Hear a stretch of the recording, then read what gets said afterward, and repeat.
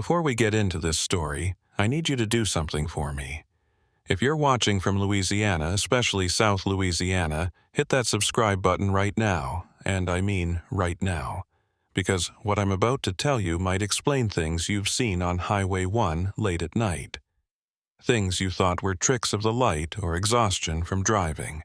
Drop a comment telling me where you're from, and if you've ever driven Highway 1 between Thibodaux and Golden Meadow after midnight. If you have, you know there's something wrong with that stretch of road. You felt it. That like button? Smash it if you want to hear the truth about why people keep disappearing on that highway. Because the official reports, the ones that blame drunk driving or mechanical failure, they're all lies. Every single one of them. My name is Sheriff Ray Boudreau. I've been wearing this badge in Lafourche Parish for 16 years. Before that, I was a deputy in Jefferson Parish, and before that, I was just another kid from Chalmette trying to make something of himself. I thought I'd seen everything. Drug deals gone wrong in the 9th Ward, domestic violence calls that ended in murder, bodies pulled from the bayou after Mardi Gras. Louisiana has a way of showing you the worst of humanity, and I thought I was numb to it. I was wrong. This story starts on September 12th, 2023. It was a Tuesday, unseasonably hot even for Louisiana in September, the kind of heat where the asphalt sweats and the air conditioning in your cruiser can't quite keep up. I was finishing up my shift, looking forward to getting home to my wife Marie and cracking open a cold Abita when the call came through. "Dispatch, this is Unit 7. Deputy Chen's voice crackled through the radio. "I need assistance on Highway 1, mile marker 47. We've got a vehicle in distress, possible water on the roadway." I grabbed my radio. "Chen, this is Sheriff Boudreau." "What do you mean, water on the roadway? There hasn't been rain in 3 days." "Sir, I don't know how else to explain it. There's water on the highway, a lot of it. And there's a car, it's partially submerged." I felt that familiar tingle at the base of my skull, the one that tells you something isn't right. Highway 1 runs through Lafourche Parish like a spine, connecting the barrier islands to civilization. It's flat, built on elevated roadbed to prevent flooding. Even during hurricanes, Highway 1 doesn't flood unless the storm surge is catastrophic. I'm on my way. ETA 10 minutes. I flipped on my lights and headed south. The sun was setting, turning the sky that particular shade of orange and purple you only see in Louisiana, where the air is so thick with humidity it bends light in strange ways. The rice fields on either side of the highway were turning gold, and the egrets were settling in for the night. Mile marker 47 was in the middle of nowhere, between two small communities that barely qualified as towns. As I approached, I could see Chen's unit, lights flashing, and another car, a civilian vehicle with its flashers on. But what caught my attention was the water. Chen hadn't been exaggerating. There was water on the highway, a lot of it.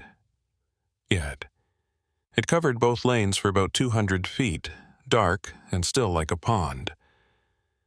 In the middle of it, maybe 50 feet from the shoulder, was a car.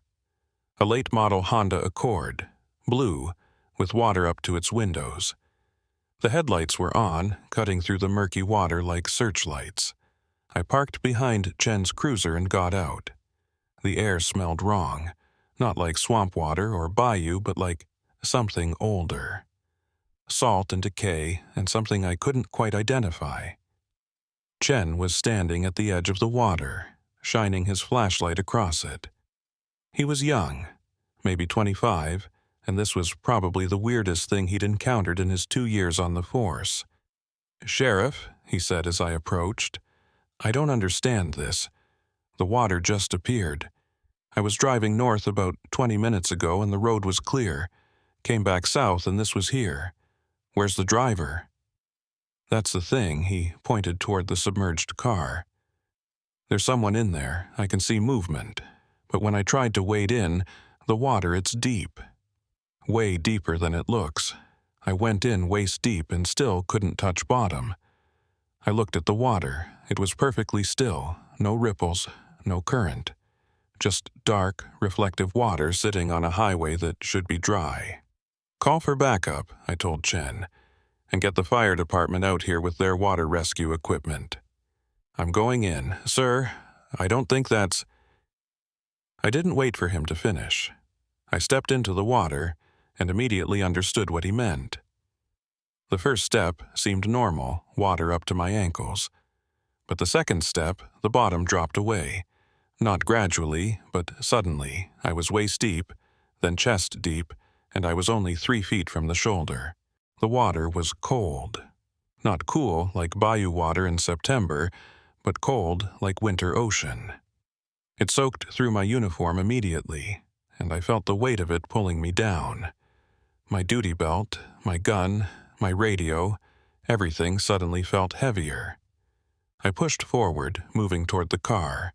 The water was so dark I couldn't see my own legs, couldn't see the bottom, couldn't see anything below the surface, just that impenetrable blackness. The only light came from the car's headlights and my flashlight, which I held above the water. As I got closer, I could see the driver more clearly. A woman, maybe 30, with dark hair plastered to her face. She was pounding on the window, mouth open in what should have been a scream, but I couldn't hear anything. The water seemed to swallow sound. I reached the car and tried the door handle. Locked. The woman inside was looking at me with terrified eyes, still pounding on the glass. I gestured for her to unlock the door, but she just kept hitting the window over and over like she couldn't see me. I tried my baton against the window. Nothing. The glass wouldn't even crack. I hit it harder, putting all my strength into it, but it was like hitting bulletproof glass. That's when I noticed the water level inside the car. It was rising, not slowly, but visibly. It was already up to the woman's chest, and as I watched, it reached her neck. She tilted her head back, trying to keep her face above water, but it kept rising. "I'm going to break the window," I shouted, even though I knew she probably couldn't hear me. "Get ready to swim out." I pulled my service weapon and aimed at the window, but before I could fire, I felt something grab my leg. Not a hand. Not anything I could identify, just pressure, like the water itself had solidified around my calf. I looked down, but I couldn't see anything through the murky water. The grip tightened, and I felt myself being pulled down. I grabbed onto the car's side mirror, holding on as whatever had me tried to drag me under. The woman inside was completely submerged now, her face pressed against the window, eyes wide and staring at me. Chen appeared beside me, also waist deep in water. He grabbed my arm and pulled, but the thing holding my leg was stronger. I felt my fingers slipping from the mirror, felt the water rising up my chest. And then I saw them. Faces in the water, not clear, not distinct, but there. Dozens of them. Hundreds, maybe. Pale shapes just below the surface, mouths open, arms reaching up. Not trying to pull me down, I realized. Trying to push me up, trying to help. The pressure on my leg released suddenly, and Chen and I fell backward, splashing in the water. I scrambled to my feet, pulling Chen with me, and we waded as fast as we could back to the shoulder. We collapsed on the dry pavement, breathing hard. I looked back at the car. The woman was gone. The headlights were still on, but the vehicle was completely submerged now, the water up to the roof. "Did you see them?" Chen asked, his voice shaking. "In the water. All those people. I saw them." We sat there catching our breath as more sirens approached. Fire trucks, ambulances, more patrol cars. The cavalry was arriving. But as I stared at that impossible water sitting on a highway that should be dry, I knew they wouldn't be able to help. The fire department tried. God knows they tried. They brought their water rescue equipment, their divers, their boats. But the water was too deep, too dark. The divers couldn't find the bottom. The boats couldn't navigate, their motors dying the moment they entered the water. and every attempt to reach the submerged car failed. After an hour, Fire Chief LeBlanc pulled me aside. "Ray, this doesn't make any sense. That water, it's not normal. My divers say it feels wrong, like it's pushing back against them. And the temperature, it's near freezing down there. In September, in Louisiana, I know. We need to drain it somehow, but I don't know where it came from or where it would go. There's no storm surge, no broken water main. It's just here. What time did this start?" I asked. "What time did your divers first enter the water?" He checked his watch. "About 40 minutes ago." "Why? What time exactly?" He pulled out his phone, scrolling through his messages. "First diver entered at 3:17 a.m. We got the call at 2:47, arrived at 3:10, started water operations at 3:17. 3:17. Something about that time felt significant, but I couldn't place it. We kept trying until dawn. As the sun rose over the flat Louisiana landscape, turning the water from black to gray, we had to accept that we weren't going to recover the woman's body.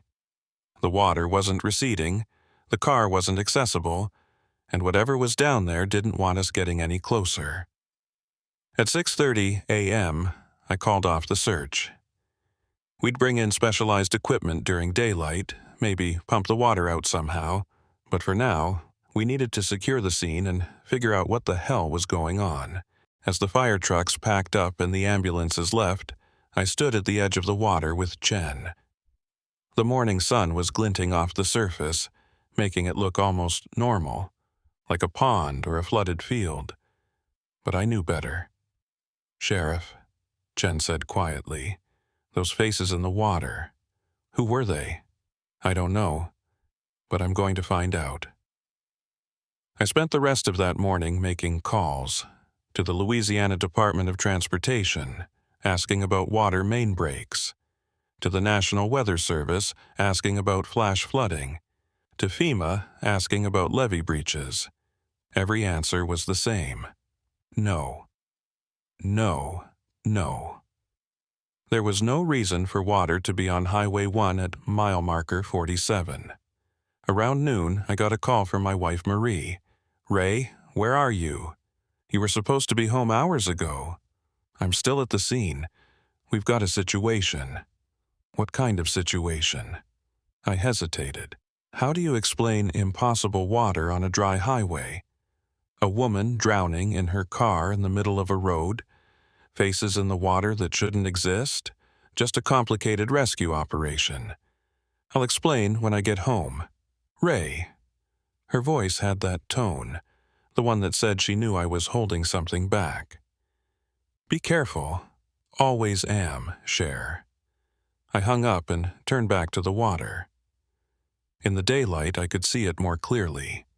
The edges were perfectly defined, like someone had drawn a line on the asphalt and said, "Water goes here, no further." The surface was mirror smooth, reflecting the sky. And in that reflection, I saw something that made my blood run cold. The reflection wasn't quite right. The sky was clear, blue with a few scattered clouds. But the reflection showed dark storm clouds, the kind you see during a hurricane.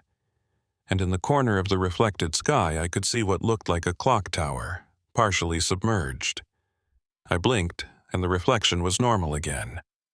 Clear sky, no tower. Chen had gone to get food, leaving me alone with the water. I knelt down at the edge, careful not to touch it, and looked more closely. The surface was so still it seemed frozen. I picked up a small stone and tossed it in. The stone didn't splash. It didn't sink. It simply disappeared the moment it touched the surface, like it had passed through a portal instead of water. Sheriff Boudreaux. I jumped, nearly falling into the water. Standing behind me was an old woman I didn't recognize.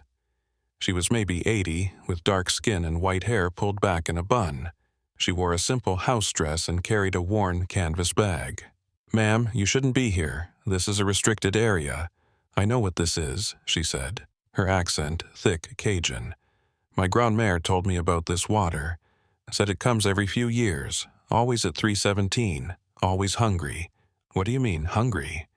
She gestured toward the water. This is the Drowning Road, Sheriff. Been here since Katrina, since the water took so many. They still drowning, you understand?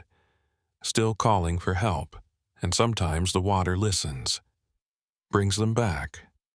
But not the way they were. Ma'am, I don't understand. August 29th, 2005, 3:17 in the morning. That's when the levees broke in New Orleans, when the water came rushing in and took 1,800 souls. They drowned in their cars, in their houses, in the streets, and some of them, they're still drowning, still trapped in that moment.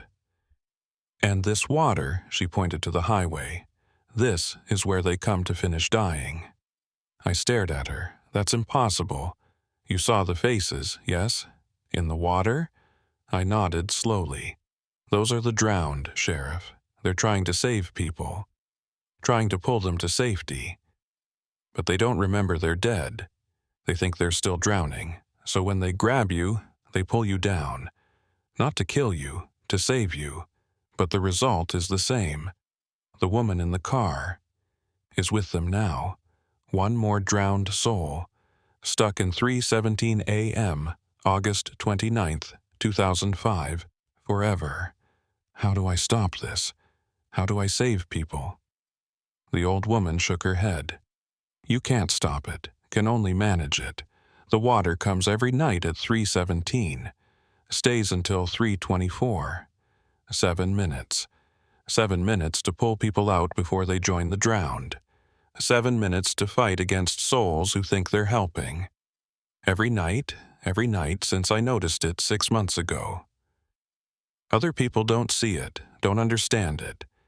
They drive through thinking it's fog or their eyes playing tricks. But people who stop, people who try to help, they get taken. Why didn't you report this? Who would believe an old woman talking about drowned souls and haunted water? You don't even believe me now, and you've seen it with your own eyes. She was right. Part of me wanted to dismiss this as grief-induced delusion, exhaustion, stress. But I'd seen those faces. Felt something grab my leg. Watched a woman drown in a sealed car on a dry highway. What do I do? I asked. Tonight, 3:17, you come back, alone. Watch the water. And when someone gets trapped, you have 7 minutes to pull them out. That's all. 7 minutes before they're gone forever. And if I can't pull them out in time, then they join the drowned. And tomorrow night, when the water comes back, they'll be down there too. Trying to help. Trying to save people. Making everything worse. The old woman reached into her bag and pulled out something wrapped in cloth. She handed it to me. What's this? Insurance. Open it when you need it. Not before. She turned to leave, then paused. Sheriff, my name is Marguerite Thibodeau. My grandson, Marcel, he drowned in Katrina. He was trying to rescue people from the 9th Ward. Boat overturned. They never found his body. If you see him down there, if you see a young man with a saint's tattoo on his shoulder, tell him his mère loves him. Tell him he can rest now. Before I could respond, she was walking away, moving with surprising speed for her age. I called after her, but she didn't turn back. By the time I got to my cruiser to follow, she had disappeared. I unwrapped the cloth. Inside was an old key, brass and tarnished, with a water-stained tag that read, St. Louis Cathedral, 1811. I had no idea what it was for, but something told me Marguerite knew more than she was saying. I spent the rest of the day preparing. I couldn't tell my deputies what was really happening. They'd think I'd lost my mind. So I told them we had a potential road hazard that appeared at night, probably related to an underground aquifer or something. I ordered the road closed from 3 a.m. to 4 a.m. every night until further notice. Chen volunteered to stay with me. He's a good kid, and he'd seen the faces too. He deserved to know what was happening. At 2:30 a.m., we parked at mile marker 47. The road was empty, dark except for our headlights. The air was still and heavy, the way it gets before a storm. Except there was no storm coming. The weather service had promised clear skies all week. "What are we waiting for?" Jen asked. "You'll see. At 3:15, the temperature dropped. Not gradually, but suddenly. One minute it was 80 degrees, the next it felt like 50. Jen and I both saw our breath in the air. What the hell? At 3:16, the smell changed. That same odor from the night before, salt and decay and something underneath it. Something like fear. At 3:17 exactly, the water came. Not slowly, not like flooding. It was just suddenly there, covering 200 feet of highway and water that was already several feet deep. In the middle of it, illuminated by our headlights, was a car. Not the Honda from last night, a different car. A red Camry with Louisiana plates, and inside I could see someone moving. The 7 minutes had started. Jen and I grabbed our equipment and waded in. The water was just as cold, just as deep as before. But this time I was ready. I had rope, flotation devices, and a crowbar to break the window. As we moved toward the car, I saw them again. The faces in the water. Dozens of them, pale and desperate. But this time I looked closer. Some were young, some old. Some were wearing Mardi Gras beads. Some were in pajamas. Some were in business suits.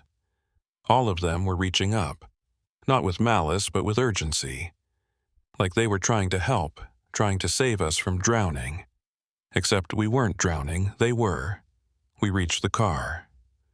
The driver was a man, maybe 50, pounding on the window just like the woman last night. The water inside was already up to his chest. I raised the crowbar and smashed it against the window. This time, the glass cracked. I hit it again, and the window shattered. Water poured out and the man lunged for the opening. Jen and I grabbed him and pulled, fighting against the weight of the water and the pressure of those faces below, all trying to push us, help us, save us. We pulled the man free just as I felt that pressure on my leg again. But this time I was ready. I kicked hard and the grip loosened. Jen and I dragged the man toward the shoulder, wading through water that seemed to be getting deeper, colder, more insistent. We reached dry land at 3:23, 1 minute to spare. The man collapsed on the pavement, coughing up water that smelled like salt and death. He was alive. We'd saved him. At 3:24, the water disappeared. Not drained away, not receded, just gone. 1 second it was there, covering the highway. The next, the road was dry. The car sat on the asphalt, windows shattered, interior soaked. But no water. The man looked at us with terrified eyes. What the hell was that? What just happened? "Sir, you need to calm down. You're safe now. You had an accident." An accident? The water. It just appeared. I was driving and then there was water everywhere. I tried to stop, but my car just went in, and there were people down there, dead people. They were trying to grab me, trying to pull me up, but... "I know." I put a hand on his shoulder. "I know. But you're safe now." Jen called for an ambulance. As we waited, I stared at the stretch of highway where the water had been. Completely dry. No evidence it had ever been there, except for the car and the traumatized man, and the knowledge that tomorrow night at 3:17, the drowning road would return, and we'd have 7 minutes to save whoever got caught. 7 minutes before they joined the drowned, 7 minutes before they became one more face in the water, reaching up, trying to help, forever stuck in the moment when the levees broke and New Orleans drowned. I looked at the key Marguerite had given me, still wrapped in its cloth in my pocket. Whatever this was, Whatever curse or echo or punishment the drowning road represented, I was now its keeper. For 7 minutes every night, I'd fight against the dead to save the living. And I'd do it alone because no one else could know. No one else would understand. The drowning road had chosen me, and it wasn't done taking people. For the next 2 weeks, I lived in 7-minute intervals. Every night at 3:17 a.m., I was at mile marker 47, waiting for the water to appear. And it always did, like clockwork, like a curse that couldn't be broken. Some nights there were no cars. The water would simply appear, still and dark, reflecting a sky that wasn't quite right. On those nights I'd stand at the edge and watch the faces. They were always there. Dozens of them, sometimes hundreds, pressing against the surface from below like they were trapped under ice. Other nights, there were victims. Never the same car twice. A pickup truck with a terrified teenager inside. A minivan with a mother and 2 kids.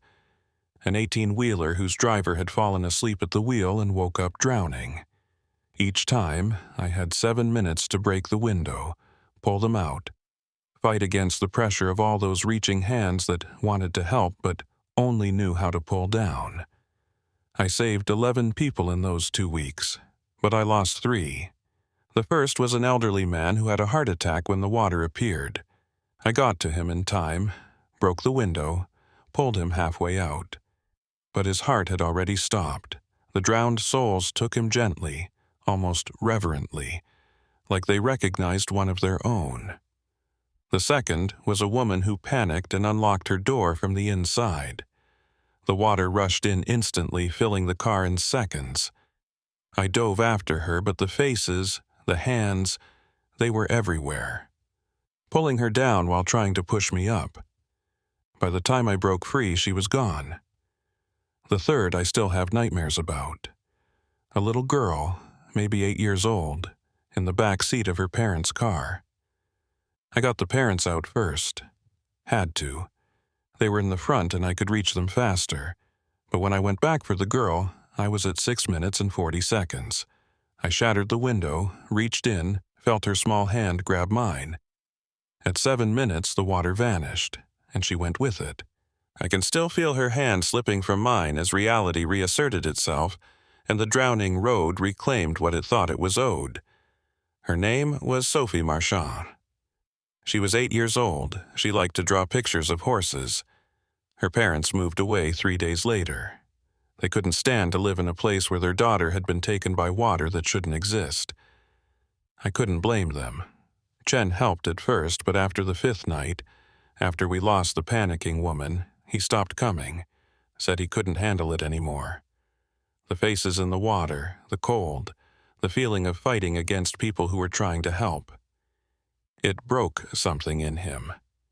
He took a transfer to a desk job in Baton Rouge. I didn't blame him either. By the end of week 2, I was alone. Every night at 2:30 a.m., I'd kiss Marie while she slept, leave her a note on the kitchen counter, and drive to mile marker 47. She thought I was dealing with a serial killer, some maniac who struck at the same time every night. I'd let her believe that. It was easier than the truth. On the 15th night, September 27th, there were no cars, just the water, appearing at exactly 3:17, still and waiting. I stood at the edge with my flashlight looking at the faces below. I'd stopped being afraid of them. They weren't monsters. They were victims, trapped in their final moments, trying to save people because they couldn't save themselves. I knelt down, careful not to touch the water, and spoke. "Can you hear me?" The faces shifted, turned toward the sound of my voice. Mouths moved, but no sound came out. "I know you're trying to help. I know you're trying to save people. But you're hurting them. When you pull them down, they drown, just like you did." The faces pressed closer to the surface. I could see details now. A woman with Mardi Gras beads tangled in her hair. A man in a security guard uniform. a teenager with braces, all of them moving their mouths, trying to speak, unable to make sound cross the barrier between their world and mine. I pulled out the key Marguerite had given me, the one from St. Louis Cathedral. I'd researched it. The cathedral had been damaged in Hurricane Katrina, but survived. The key was old, probably from before the storm. But I didn't know what door it opened. "I need to understand," I said to the faces. "I need to know how to help you, how to end this." One face pushed forward from the others. A young man, maybe 25, with a saint's tattoo on his shoulder. I recognized him from the description Marguerite had given me. Marcel Thibodeau.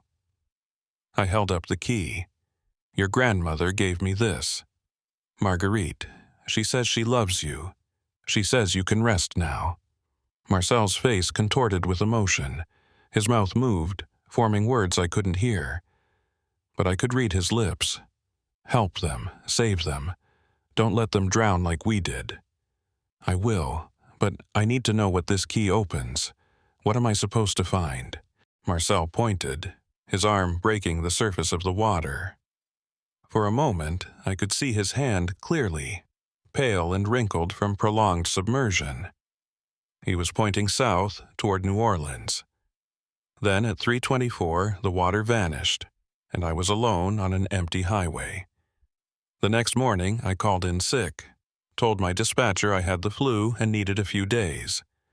Marie looked worried when I told her I had to go to New Orleans for work, but she didn't question it. She'd learned not to question the strange hours and vague explanations that came with being married to a sheriff. I drove to the city, taking Highway 1 south through all the small towns that lined the bayou. Thibodaux, Raceland, Lockport. Communities that had been devastated by Katrina and had rebuilt slowly, painfully. Some houses still had blue tarps on their roofs 18 years later. Some lots were empty, the foundations of houses that would never be rebuilt. New Orleans was its usual chaotic self. Even on a Wednesday morning, the French Quarter was alive with tourists and street performers. I parked near Jackson Square and walked to St. Louis Cathedral, the white spires rising above the square like they'd been there forever. The cathedral was open. Inside, it was cool and dark, smelling of incense and old wood. I'd been raised Catholic, though I hadn't been to Mass in years. Something about the drowning road had made me question whether God was listening, or if he'd given up on Louisiana after Katrina. A priest was arranging flowers near the altar. He looked up as I approached. "Can I help you, son?" I held up the key.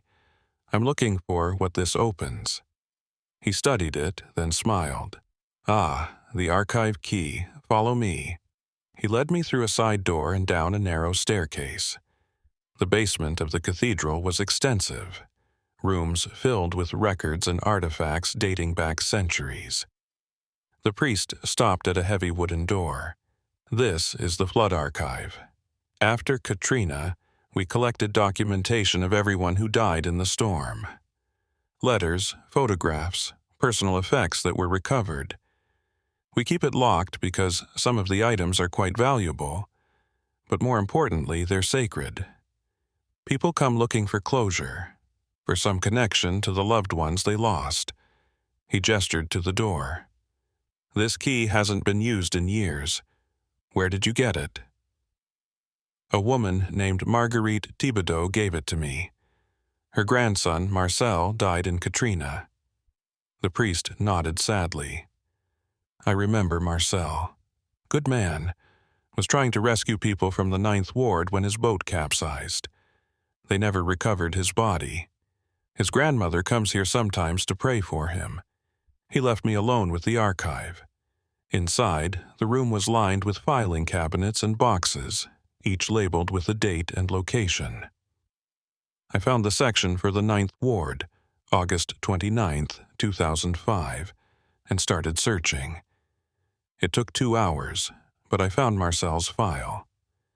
Inside were photographs of him, his driver's license, letters from his grandmother, and a detailed report of his last known movements. He'd been piloting a small fishing boat, pulling people off roofs and out of attics. Witnesses said he'd saved at least 15 people before the boat overturned at 3:17 a.m. Marcel and 3 others on the boat had drowned, but there was something else in the file. A handwritten note, dated September 2005, 1 month after the storm. It was from Marcel's grandmother. My grandson comes to me in dreams. He says he's still in the water. He says he can hear others calling, all those who drowned at the same moment when the levees broke. He says they're trapped at 3:17, trying to get out, trying to save each other, but the water won't let them go. He begs me to help them find peace, but I don't know how. I've prayed. I've asked the priests. I've consulted the old women who know the ways. They all say the same thing. The water must give them back willingly, or they'll be trapped forever. I sat back, the note trembling in my hands. This had been happening for 18 years. Marguerite had known from the beginning that her grandson and all the others were trapped. She'd been trying to help them for nearly 2 decades. I continued searching through the archive and found more accounts, not just from Katrina but from other floods, other drownings in Louisiana history. The Great Flood of 1927, Hurricane Betsy in 1965. Countless smaller incidents going back centuries, and in many of them there were reports of water appearing where it shouldn't, of drowned souls trying to save others, of 7-minute windows between life and death. Louisiana was built on water. The Mississippi, the bayous, the Gulf, and water remembers. Water keeps what it takes. I found one more document that made everything click into place. A historical record from 1811 during a massive flood. A priest at St. Louis Cathedral had performed an exorcism on the Mississippi River, trying to free the souls of slaves who'd been thrown overboard from a ship. The exorcism had failed, but the priest had noted something important. The water will not release them. It believes it is saving them, protecting them from the cruelties of the world above. And in its mercy, it has made them its guardians. They reach for others who enter the water, not with malice, but with love. Yet love without understanding becomes its own prison. That was it. The water itself was cursed, had been for centuries. It took people who drowned in moments of crisis, in moments when they were trying to help others, and it kept them, preserved them at the moment of their death, convinced it was saving them from something worse.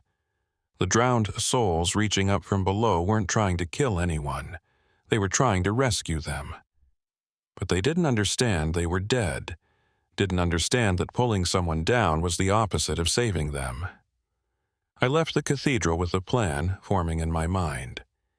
If the water believed it was helping, if it thought it was saving people, then I needed to teach it the difference between salvation and drowning.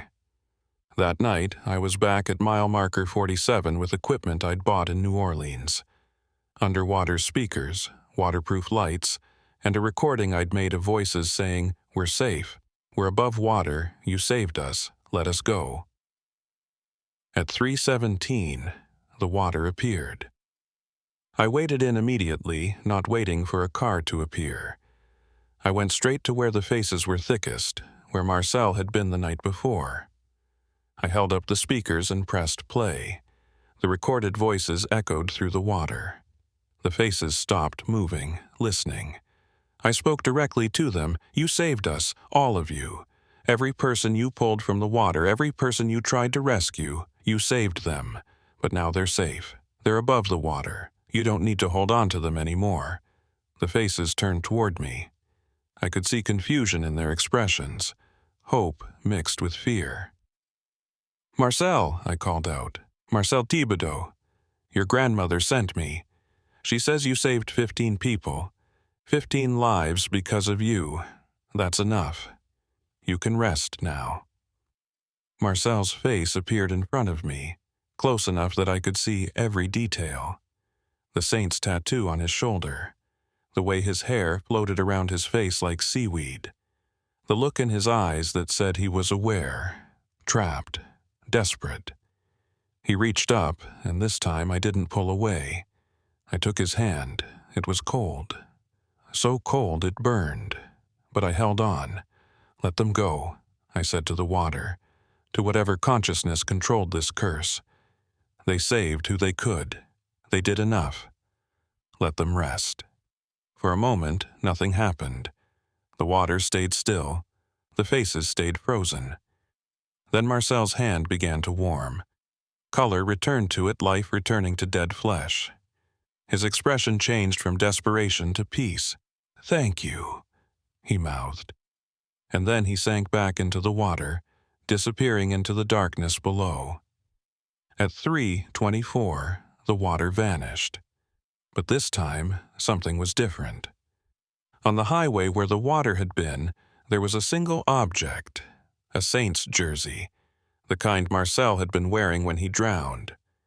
I picked it up. It was dry, clean, like it had never been in water at all. I took it to Marguerite the next morning. She opened her door, took one look at the jersey, and started crying. "He's free?" she asked. "He's free." She held the jersey to her chest and smiled through her tears. "Thank you, Sheriff. You gave my grandson peace." "But the others," I said. "There are hundreds down there, maybe thousands. How do I free them all?" "You can't. Not all at once. But every night you can free one or two. Talk to them. Remind them they saved people. Remind them they're heroes. The water will let them go if it understands they've fulfilled their purpose. How long will that take? Years, maybe. Decades. But it's better than leaving them trapped forever." She was right. But the thought of spending decades fighting the drowning road, spending every night at 3:17 a.m. pulling people out while slowly freeing the dead, was overwhelming.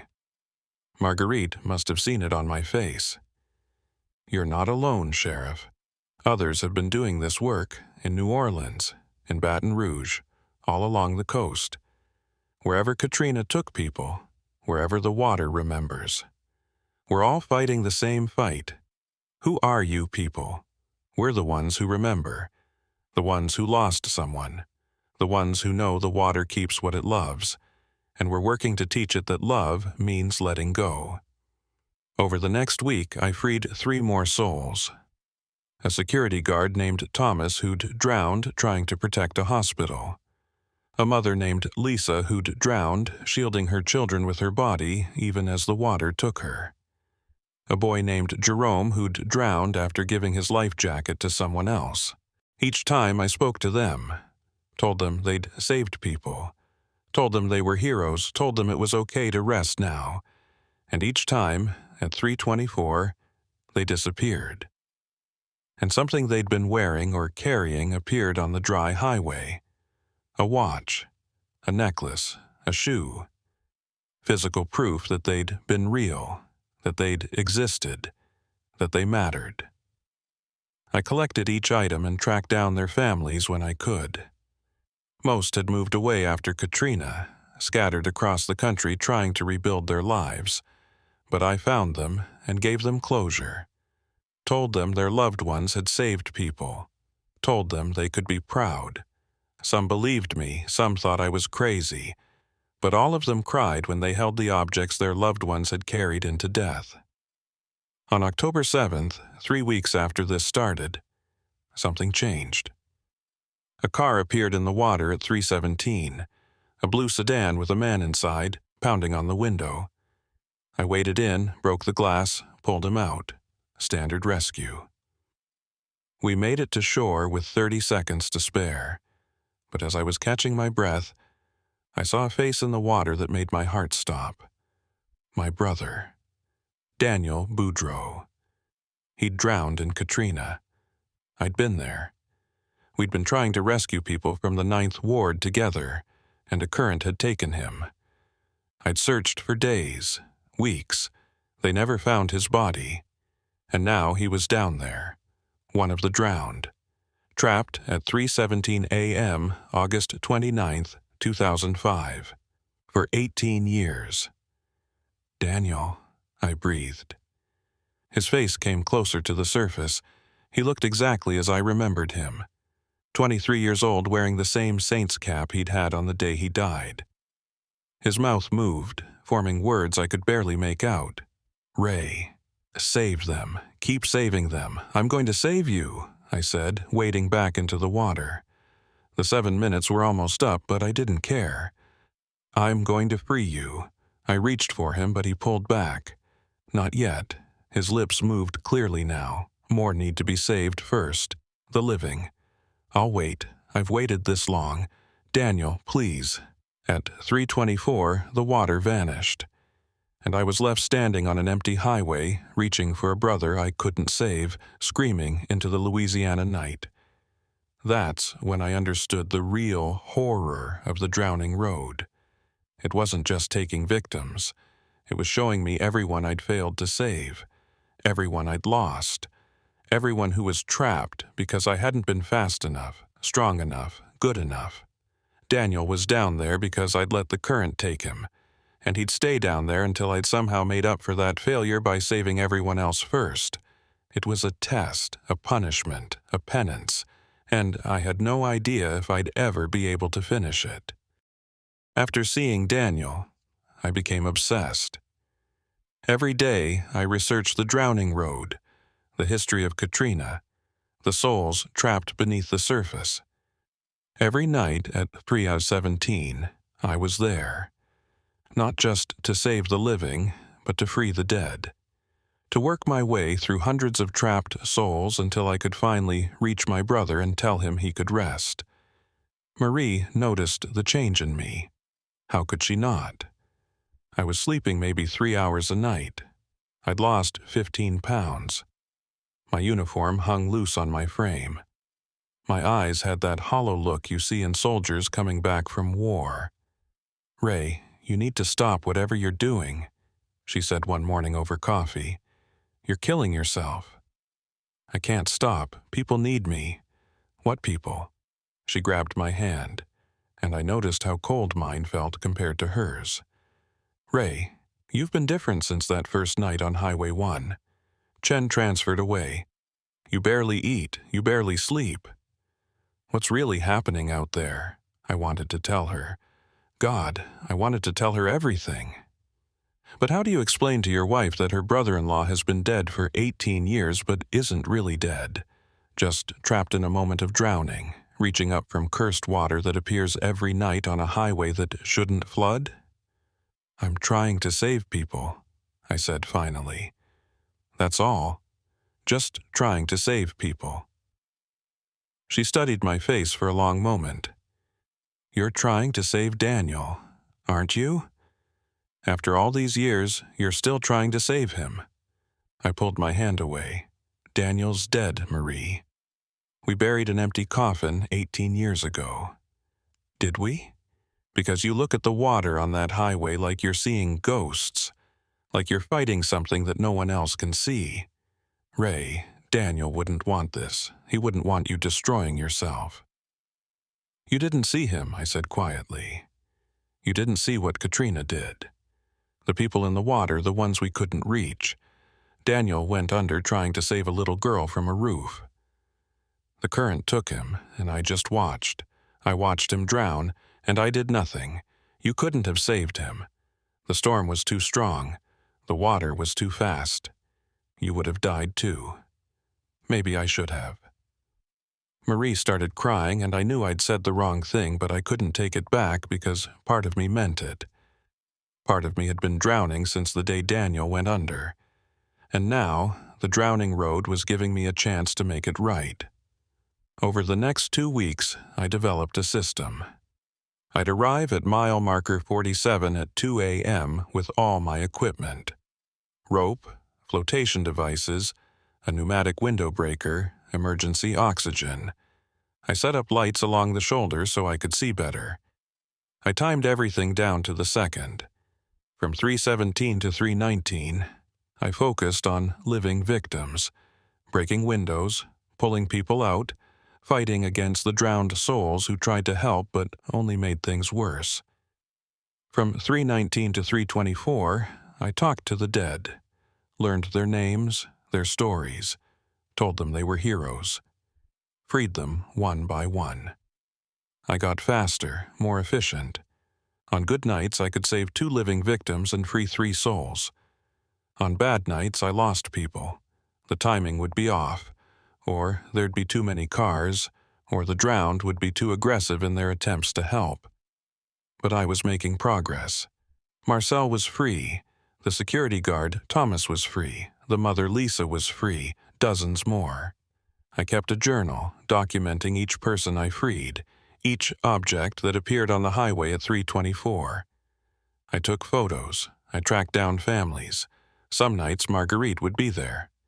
She never said much, just stood at the edge of the water and prayed. But her presence helped. She'd been doing this work long before me, and she'd continue long after I was gone. "You're getting close to him," she said one night in mid-October. "Your brother, I can feel it. The water is testing you, making sure you're worthy. Worthy of what? Of understanding what happened. Of accepting that some people can't be saved, can only be freed. I don't accept that." She smiled sadly. "You will. When the time comes, you will." On October 23rd, 4 weeks after this started, I made a mistake. There were 2 cars in the water that night. A pickup truck with a single driver and a sedan with 3 people inside. I broke the window of the pickup first because it was closer. Got the driver out with time to spare. But when I went for the sedan, the water was deeper than usual. Darker. The faces below were more aggressive. I shattered the window and reached for the driver, but one of the drowned souls grabbed my arm. Not to pull me down, but to help me reach the victim. But the grip was too strong, and it pushed me off balance. I fell forward, my head going underwater. For 3 seconds, I was in their world, not floating above it, but submerged in it. And I could hear them. All of them, help them, save them. Don't let them drown. We're drowning. We're still drowning. Please help us. We can't get out. The water won't let us go. We saved so many. We saved so many. Why won't it let us go? The voices were overwhelming. Hundreds of them, maybe thousands, all overlapping, all desperate. I could feel their hands on me, pulling, pushing, trying to rescue me from a drowning that wasn't happening. My lungs burned, my vision went dark. Then someone yanked me up by my collar. I broke the surface, gasping, and saw Chen. My former deputy had returned, was pulling me back to shore. "I told you to stay away," I coughed out. And I told myself I'd never come back, but I couldn't just leave you out here alone. He looked at the sedan, where 3 people were still trapped. "We've got 90 seconds. Can you do this?" Together we got them out, all 3 with 15 seconds to spare. As the water vanished at 3:24, Chen and I collapsed on the highway, exhausted. "What were you doing under the water?" he asked. "You were under for at least 30 seconds. I was listening. To what?" "The truth. They're not trying to hurt anyone, Chen. They're trying to help. But they don't understand that they're dead. They think they're still in the moment of drowning, still trying to rescue people. And the water thinks it's protecting them by keeping them in that moment forever. That's insane. Is it? Or is it just the natural response of a force that doesn't understand death the way we do? Water preserves. Water keeps. Water remembers. And for the water that drowned 1,800 people in one night, maybe keeping them alive in some form is its way of making amends. Chen looked at me like I'd lost my mind. Maybe I had. "You need to stop, Ray. This is destroying you. I can't stop. My brother's down there." "I know." Marie told me. "But Ray, even if you free every single soul in that water, even if you save every living person who drives into it, it won't bring Daniel back." "Not really. It'll just give you permission to forgive yourself. I don't want forgiveness. I want my brother. Chen stood up, brushing off his uniform. Then you're going to be out here every night for the rest of your life. Because the drowning road doesn't end. It's been happening since Katrina, and it'll keep happening until everyone who drowned that night is freed. And you know how long that'll take? Decades. Maybe centuries. There are people down there who've been trapped so long they don't even remember their names anymore. So what am I supposed to do? Just give up? Number. You're supposed to accept that you can't save everyone. You're supposed to understand that Daniel died a hero, and keeping him trapped in your guilt is worse than letting him go. He left me alone on the highway, driving away into the pre-dawn darkness, but his words stayed with me. That night, I freed a woman named Catherine.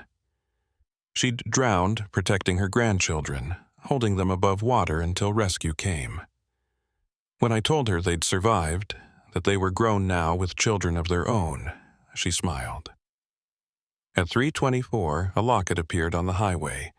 Inside was a photo of 2 young children. I tracked down her family. One of the grandchildren, now 40 years old, cried when I gave her the locket. She said she'd been haunted for 18 years by the image of her grandmother holding her above the water, slowly sinking. Now she had proof her grandmother had succeeded. Proof that the sacrifice meant something. That's when I understood what Chen had been trying to tell me. This wasn't about erasing the past.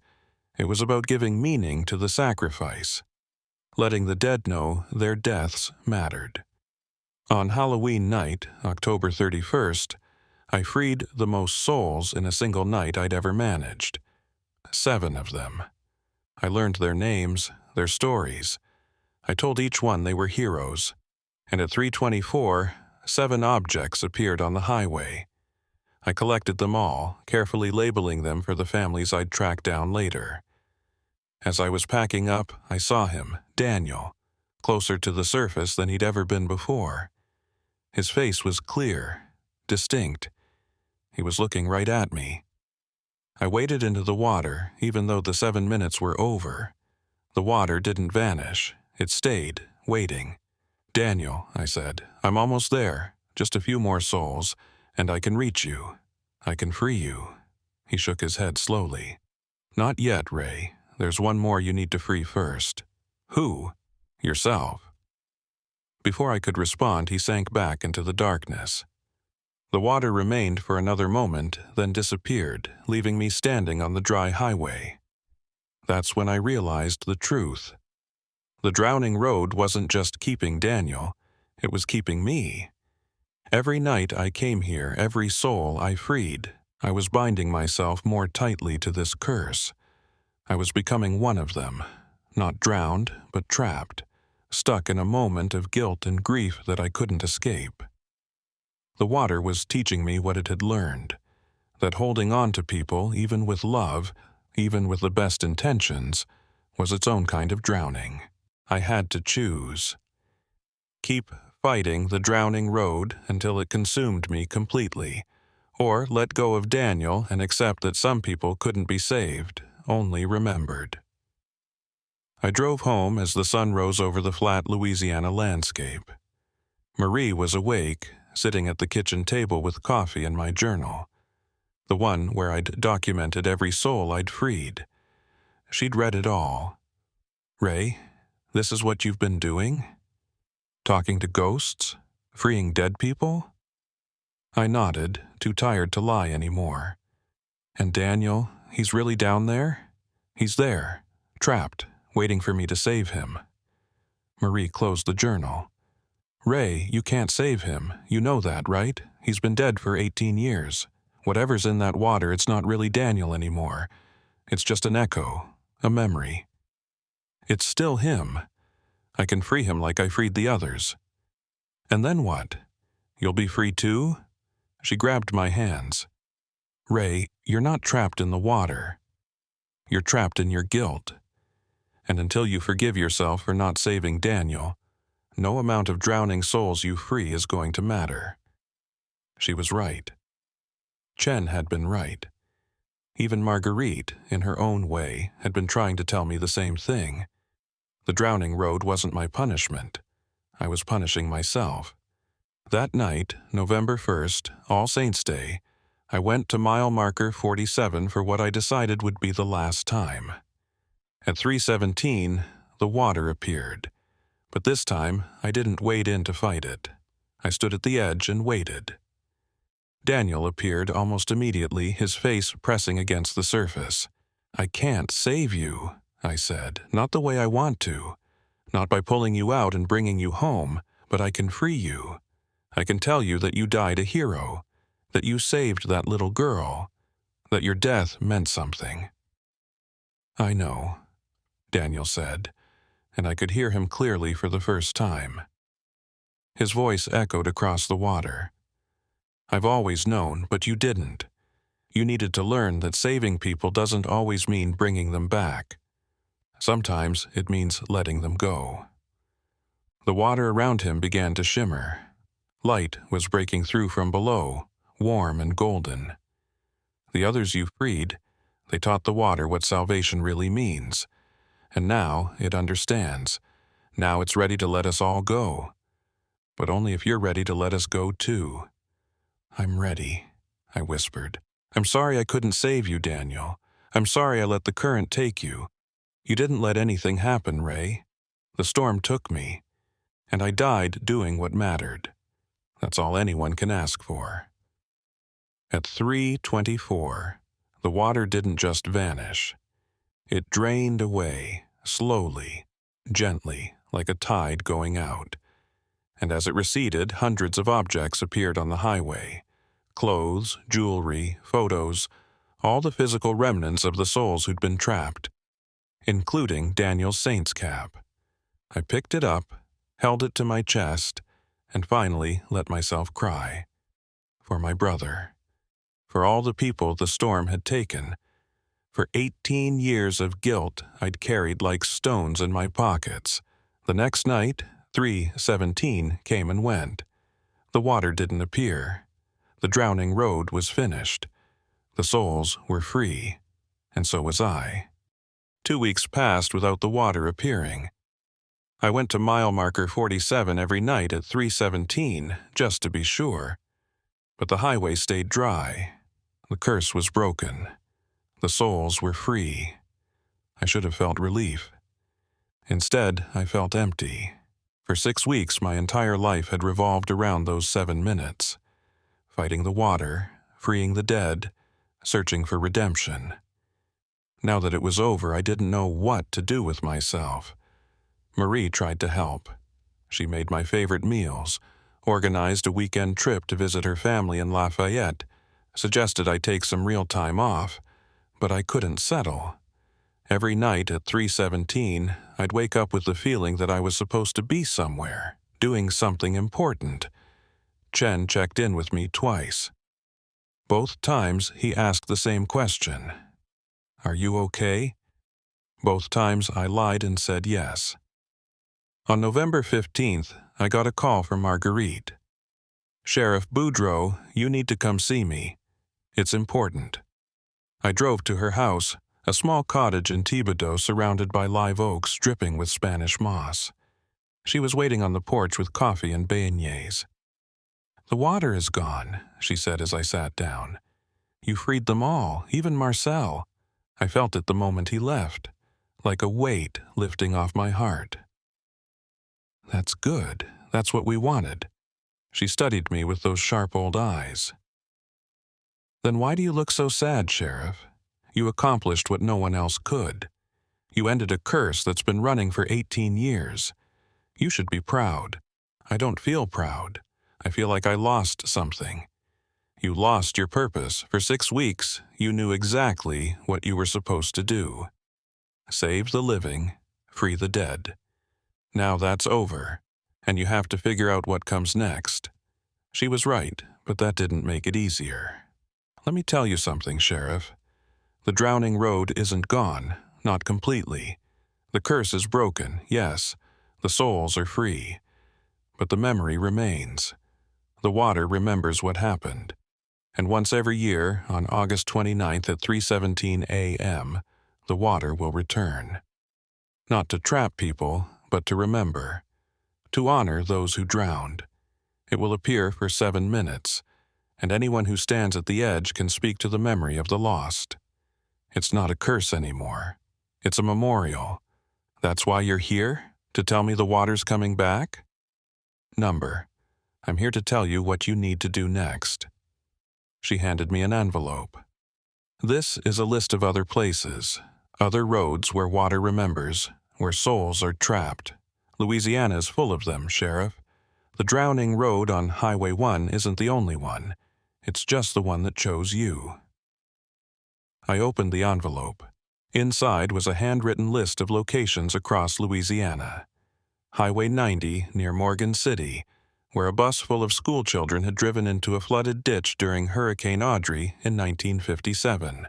The Industrial Canal in New Orleans, where a barge had collided with a bridge during Katrina, trapping workers underwater. A bridge in Lake Charles that had collapsed during Hurricane Laura in 2020.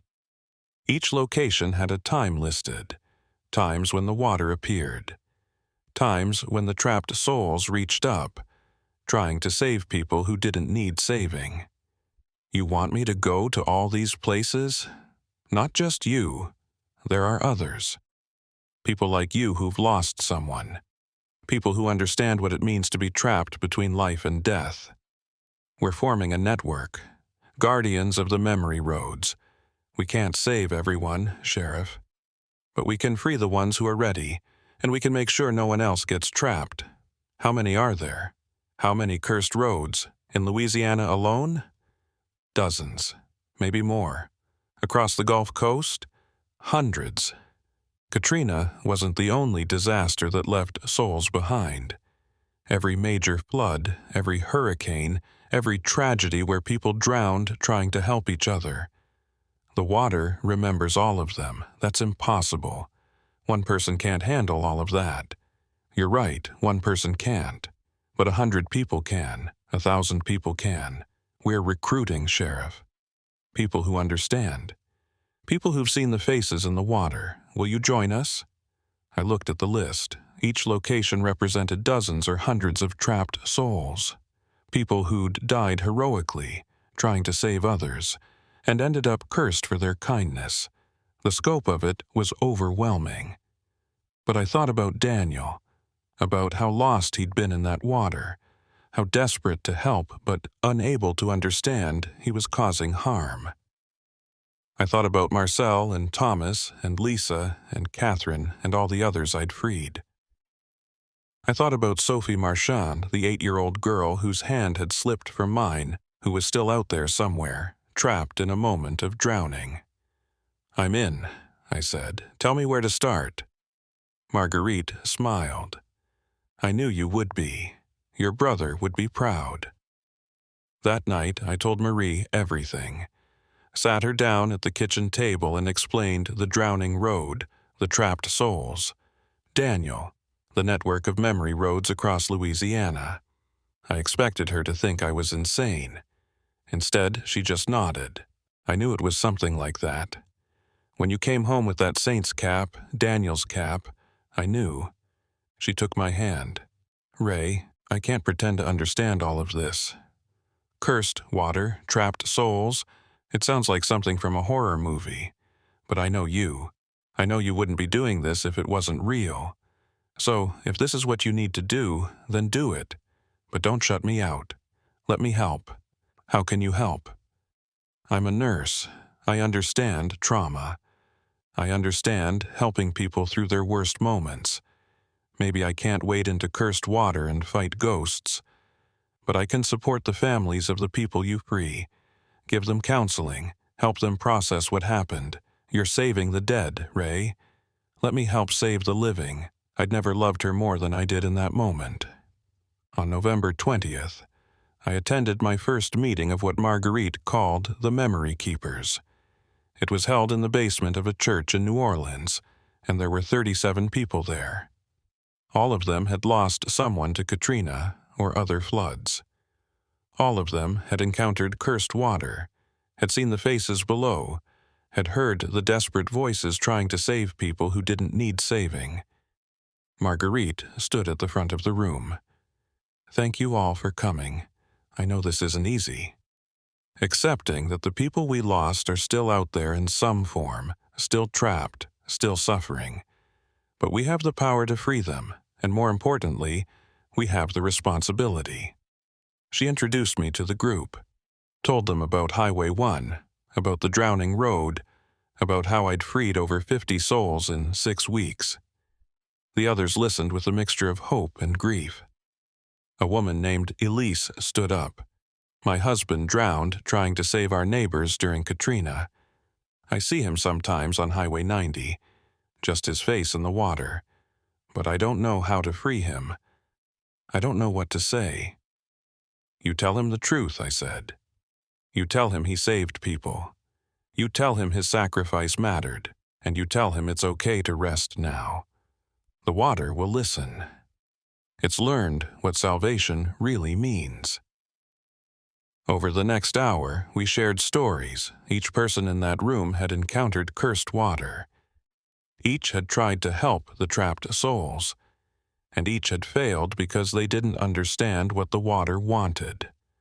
But now we understood. The water didn't want violence. It didn't want exorcisms or draining or destruction. It wanted acknowledgement. It wanted the souls it held to be honored, remembered, and then released. "We're not fighting the water," Marguerite said. "We're teaching it that holding on to people, even with love, is its own kind of drowning. And slowly, location by location, soul by soul, we're breaking these curses." They gave me a new assignment. Highway 90 near Morgan City, where the school bus had drowned during Hurricane Audrey in 1957. 43 children and their bus driver, all trapped for 66 years. The water appeared every night at 2:33 a.m., the time the bus went into the ditch. No one had been able to free them because no one understood what they needed to hear. I started going there the next week. Every night at 2:33 the water would appear. A 50-foot stretch of highway would flood instantly, and in the middle of it, the school bus would be visible under the surface. I could see the children inside, their faces pressed against the windows. The first night, I just watched, studied the pattern. The water appeared at 2:33 and vanished at 2:40. 7 minutes, just like Highway 1. The children were reaching up, trying to help each other, trying to save anyone who came near. But they were 66 years old now. They'd been trapped longer than they'd been alive. The second night, I waded in, spoke to them through the water, told them that people remembered them, told them there was a memorial in Morgan City with all their names, told them their families had mourned them, loved them, never forgotten them. The third night, I brought photographs, pictures of the memorial, of the families who still laid flowers there every year. I held them up to the bus window so the children could see. The fourth night, the oldest child, a girl named Emma, who'd been 14 when she drowned, pressed her hand against the window. I pressed mine against the other side. "Did we save them?" she asked, and I could hear her voice clearly. "The other children, did we save them?" I'd researched the accident. 3 children had survived. They'd been pulled from the bus before it completely submerged. Emma had been holding them above water, keeping them safe until rescue arrived. "Yes," I said, 3 children survived because of you. You saved them, Emma. You and the others, you were heroes. Then why are we still here? Why can't we go home? Because the water thought it was protecting you. But it's learned now. It knows that saving people means letting them go home. And you can go home now, Emma. All of you can. At 2:40, the water began to drain. But unlike Highway 1, this wasn't instant. The water receded slowly, and as it did, the children began to appear. Not as corpses, but as light. 43 points of light rising from the bus, hovering for a moment above the highway, then drifting up into the night sky. When the water was completely gone, 43 objects remained on the highway. School books, lunch boxes, a baseball glove, a hair ribbon, all the things the children had been carrying the day they died. I collected them all. Over the next month, I tracked down the families. Most of the parents were long dead, but I found siblings, children, grandchildren. I gave them the objects and told them the truth.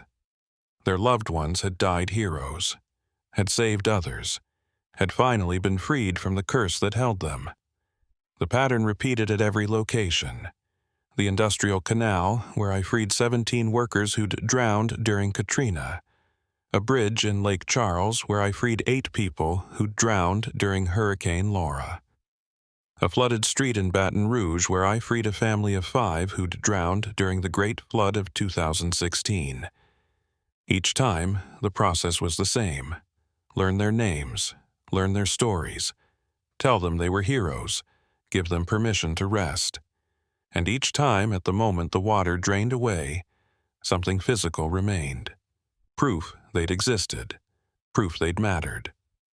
By February 2024, 4 months after Highway 1, I'd freed over 200 souls across Louisiana. The network of memory keepers had grown to over 100 people. We had a website, a database of cursed locations, protocols for approaching the water safely. Marie's counseling practice had evolved to specifically help families of the freed souls. She worked with them to process the grief, the relief, the strange mixture of emotions that came from knowing their loved ones had been trapped for years or decades and were now finally at peace. Chen even came back, took a position as my deputy again, specializing in what we called unusual environmental incidents. Translation: cursed water. He'd overcome his fear and was now one of our best field agents. On August 29, 2024, the 1-year anniversary of when I first encountered the drowning road, I returned to mile marker 47. Marguerite had been right. At exactly 3:17 a.m., the water appeared, but this time there were no trapped souls, no faces reaching up, just clear, still water reflecting the stars. I stood at the edge and for 7 minutes I remembered. Marcel, Thomas, Lisa, Catherine, Daniel, all the souls I'd freed, all the people who died trying to save others and ended up trapped by their own heroism. At 3:24, the water began to drain, and as it did, I saw something I'd never seen before. Words formed on the surface, written in ripples and reflected light. Thank you, the water was thanking me, or maybe the souls were.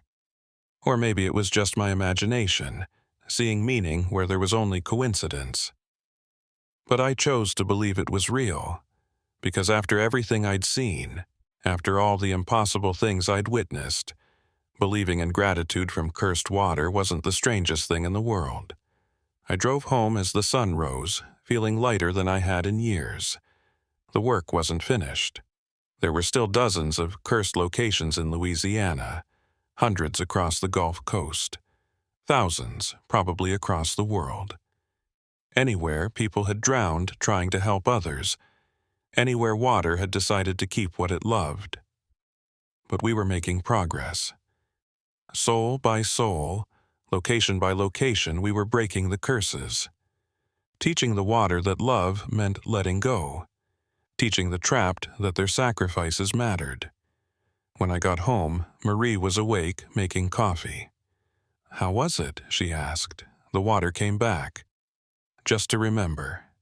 No souls, no curse, just memory." "Good." She handed me a cup. "Ray, I got a call last night. From a woman in Mississippi. She says there's a bridge over the Pearl River where her daughter drowned in 2005. Says the water appears every night at midnight. Says she can see her daughter reaching up, trying to save people." I took the coffee, feeling the familiar weight of purpose settling back onto my shoulders. "When does she want me to come?" "This weekend if you can, I'll be there. Because that's what I did now, that's what I was. Not just a sheriff protecting the living, but a guardian of the memory roads. Freeing the dead, teaching the water.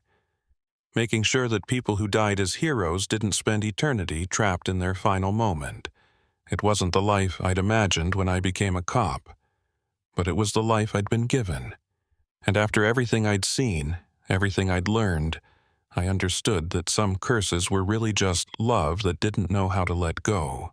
And my job was to teach it, one soul at a time, one memory road at a time, for as long as the water remembered, for as long as the drowned needed someone to tell them it was okay to rest.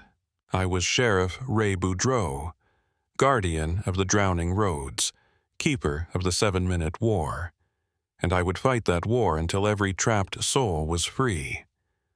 Or until the water finally took me too. But that was a story for another night. If you're from Louisiana, if you've ever driven these highways late at night, if you've ever seen water where it shouldn't be, you know what I'm talking about. The drowning roads are real. The trapped souls are real. And someone has to remember them. Someone has to set them free. Hit that subscribe button if you want to hear more stories about the memory roads. Drop a comment telling me if you've ever encountered cursed water, if you've ever seen faces reaching up from impossible depths. Because if you have, you're not crazy. You're just seeing what most people refuse to believe. The water remembers. The water keeps. The water loves. And sometimes love is the cruelest curse of all. This is Sheriff Ray Boudreau, signing off from Louisiana, where the dead don't stay buried and the drowned don't stay down. Stay safe out there, and if you ever see water on a highway that shouldn't flood, don't stop. Don't try to help. Just drive through and pray you make it to the other side. Because once the drowning road claims you, the only way out is through someone like me. And there aren't enough of us to save everyone. Not yet. But we're trying. God knows we're trying.